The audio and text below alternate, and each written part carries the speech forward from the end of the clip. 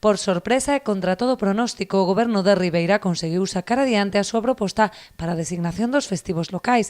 Nós nos mantemos no que é a postura que sempre tuvo este partido desde fai máis de 25 anos da corporación de respetar o que é a patrona. Fixo cos votos a favor do seu grupo e da edil independente Dolores Elorduy e coa abstención dos 3 concelleiros do PSOE e de Asier Casais.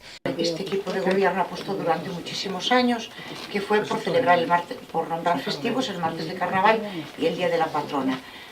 El acuerdo plenario se rompieron muchos otros y no pasó nada y se cambiaron acuerdos plenarios. Es voluntad de hablar e de dialogar. Non pode estar dividindo o pobo desta forma ano tras ano, entre quenes respetan a patrona e os que sí a respetamos, pero non consideramos que deba ser festivo. Este punto debería tratarse previamente e consensuarse en xunta de portavoces. Minutos antes, o tenso debate non facía presaxiar o resultado da votación, mais tendo en conta as dúas emendas presentadas, unha por parte do BNG e PDR a concelleira María José Brión, que propoñían a Dorna e o martes de Entroido. Consecuentemente, xunto con Ciudadanos, votaron en contra da proposición do Goberno que plantexaba a recuperación da patroa fronte ao Carnaval. Nós nos decantamos polo martes de Carnaval.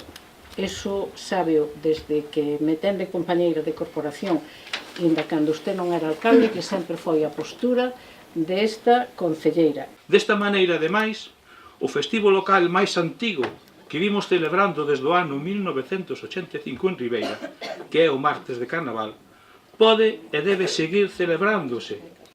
Non así Dolores Elorduy e Asier Casais, que introduciron unha emenda propoñendo a patroa e o Entroido, en detrimento da Dorna. Sen embargo, non chegou a votarse, posto que o apoio da primeira e a abstención do segundo posibilitou a aprobación da proposta do Executivo. Tras a votación, a sorpresa foi maiúscula entre o numeroso público que seguía a sesión. Boa parte dos asistentes se romperon en aplausos, mentres que outros, na súa maioría representantes da hostalería, abandonaron o salón de plenos visiblemente contrariados.